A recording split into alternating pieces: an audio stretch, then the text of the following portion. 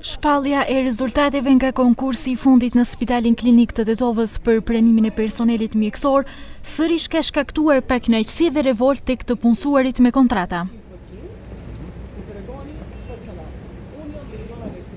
Ata sot dolën në protest para spitalit duke drejtuar akuza ndaj drejtorit, ministrit dhe kryetarit të komunës së Tetovës, që 2 ditë para zgjedhjeve u premtuan se ata që kanë qenë të punësuar aty do të merren në punë. 9 vite jemi përballë me sfida, me Covidin, me shumë sfida. Mbas 9 vjetëve,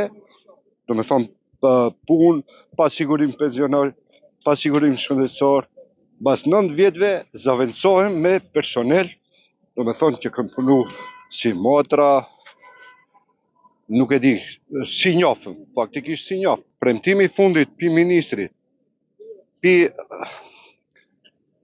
prej ministrit, prej drejtorit, prej kryetarit komunës, erdhë ministri na premtoi se ne krejt që kemi punu, gjatë kësaj kohës, do morim vendime.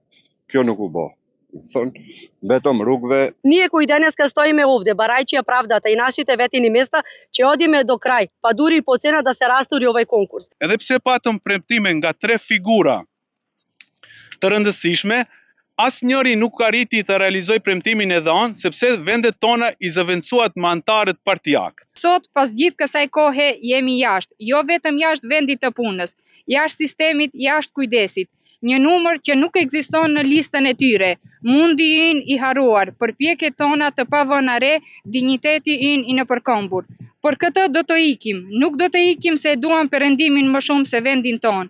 Do të ikim sepse atje të paktën vlerësohet kontributi ynë. Drejtori i Spitalit Klinik të Tetovës, Erzen Elezi, insiston mbi 80% janë ata që kanë punuar me kontratë.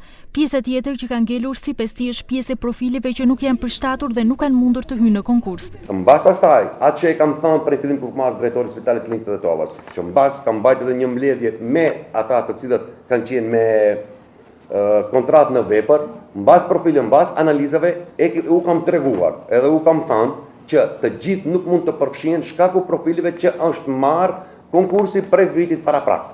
Kështu që edhe në atë moment që kam marrë punë, të bën kërkesë deri në Ministrinë e Shëndetësisë dhe në Ministrinë e Administratës për konkurs tjetër në vitin 2026, në të cilin e kam marrë pozitiv. Është numri 133, dhe shkojmë në procedurat ligjore, ashtu kërkesat që duhet t'i bëjmë me hapjen e parë të konkursit. Me hapjen e parë të konkursit, do të thonë që vitin 2026 dhe marrim, unë vetëm mund t'ju garantoj se kjo pjesa tjetër që kanë ngel do i marrim. Ata që nuk janë pranuar në bazë të konkursit, sipas drejtorit kanë të drejtë ankohen. Në këtë konkurs janë pranuar 119 punësuar me vendime, ndërsa me kontrata kanë qenë 145.